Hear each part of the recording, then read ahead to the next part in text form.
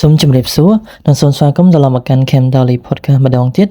ជួបជាមួយនឹងខ្ញុំបាទសុផានិតហើយថ្ងៃនេះគឺសូមអ្នកទាំងអស់គ្នាចំណាយពេលក្នុងកាលវេលានេះគឺយើងសូមដកដង្ហើមមួយ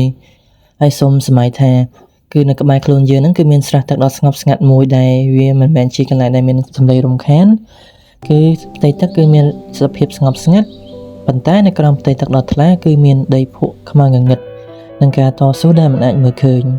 ប៉ុន្តែពីទីនោះឯងគឺមានអ្វីមួយដ៏ស្រស់ស្អាតបានកើតឡើងនោះគឺផ្កាឈូកមិនត្រឹមតែជាផ្កាមួយប៉ុណ្ណោះទេប៉ុន្តែវាជាសញ្ញានៃជីវិតផ្ទាល់ថ្ងៃនេះយើងនឹងសិក្សាស្វែងយល់អំពីមេរៀនជីវិតទាំង5ពីផ្កាឈូកគឺមេរៀនអំពីការលូតលាស់ការអត់ធ្មត់និងការសម្រេចបាននូវភាពល្អប្រសើរ Cam Daily Podcast, a place where you can listen to a series of Dharma and knowledge. មេរៀនទី1ការលូតលាស់ចាប់ផ្ដើមនៅកន្លែងដែលមិនស្រណុកស្រួលយើងដឹងថាផ្កាឈូកមិនលូតលាស់នៅក្នុងទឹកស្អាតល្អឥតខ្ចោះទេវាបានចាប់ផ្ដើមរបស់វានៅក្នុងដីភក់ក្រាស់ងឹតនិងធ្ងន់ហើយប្រហែលជានេះជាកន្លែងដែលយើងជាច្រើនកំពុងតែស្ថិតនៅផងដែរនៅគណៈពេលមានការសង្ស័យការឈឺចាប់ការបរាជ័យឬភាពមិនប្រកបវិជ្ជាប៉ុន្តែនេះគឺជាការពិតអ្នកមិនចាំបាច់មានលក្ខខណ្ឌល្អឥតខ្ចោះដើម្បីលូតលាស់ទេពេលខ្លះចំណុចទាបបំផុតរបស់អ្នកក៏ជាកន្លែងចាប់ផ្ដើមរបស់អ្នកផងដែរដូចជាផ្កាឈូកអ្វីដែលមានអារម្មណ៍ដូចជាបន្ទុកឬក៏សម្ពាធប៉ុន្តែវាអាចក្លាយជាមូលដ្ឋាននៃការលូតលាស់របស់អ្នកបានមេរៀនទី2លូតលាស់ឡើងខ្ពស់ផុតពីមជ្ឈដ្ឋានរបស់អ្នកយើងដឹងថានៅពេលផ្កាឈូកលូតលាស់វាឡើងខ្ពស់យឺតឡើងលើផ្ទៃទឹកវាមិននៅកប់ក្រោមរហូតនោះទេហើយអ្នកក៏មិនគួរធ្វើដូច្នេះដែរអតីតកាលឬក៏បរិយាកាសជុំវិញវាមិនចាំបាច់កំណត់អ្នកជានរណាបាននោះទេអ្នកអាចលូតលាស់ឡើងលើភាពអវិជ្ជមានអ្នកអាចលូតលាស់ឡើងលើរាល់មន្ទិលសង្ស័យ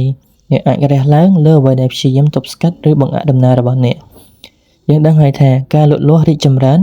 មិនមែនអាស្រ័យលើទីកន្លែងដែលអ្នកមកទេប៉ុន្តែវាអាស្រ័យលើទីកន្លែងដែលអ្នកជ្រើសរើសទៅមេរៀនទី3ការពារសន្តិភាពខាងក្នុងរបស់អ្នកយើងដឹងហើយថាបើទោះបីជាផ្កាឈូកដុះនៅក្នុងទឹកភក់ស្លឹករបស់វានៅតែស្អាតនិងមិនមានអ្វីប៉ះពាល់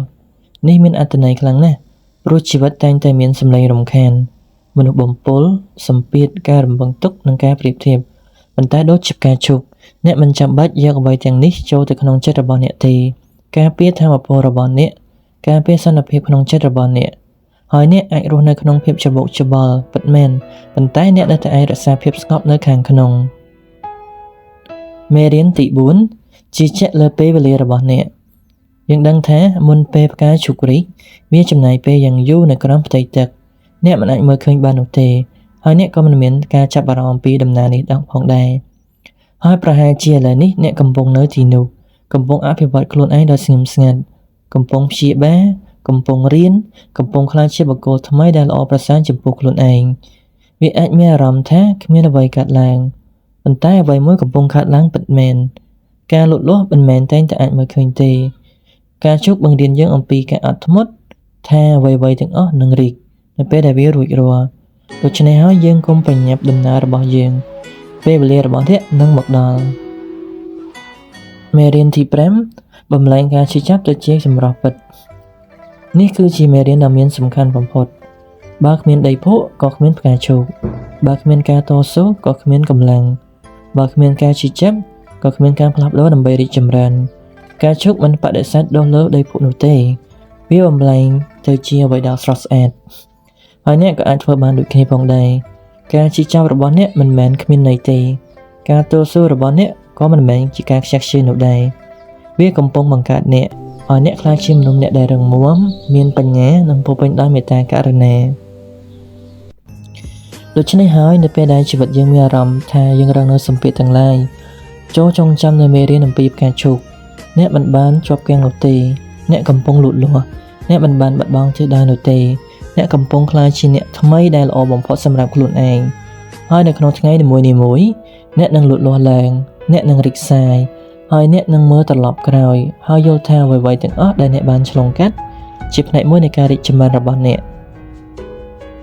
ឥឡូវនេះយើងឈានចូលមកដល់ទីបញ្ចប់ខ្ញុំសូមអរគុណអ្នកទាំងអស់គ្នាដែលបានចំណាយពេលនេះជាមួយខ្ញុំនៅក្នុង Cam Daily Podcast នៅអេពីសូតទី21ហើយបើសិនជាអ្នកពេញចិត្តនៅវីដេអូមួយនេះសូមចែករំលែកវាជាមួយនរណាម្នាក់ ដែលប្រហែលជាត្រូវការការលើកទឹកចិត្តឲ្យបន្តទៅមុខផងដែរសូមអ្នកមានការអត់ធ្មត់សូមរឹងមាំហើយរឹងមាំដូចជាផ្កាឈូកបន្តរះឡើងនិងបន្តរីកចម្រើន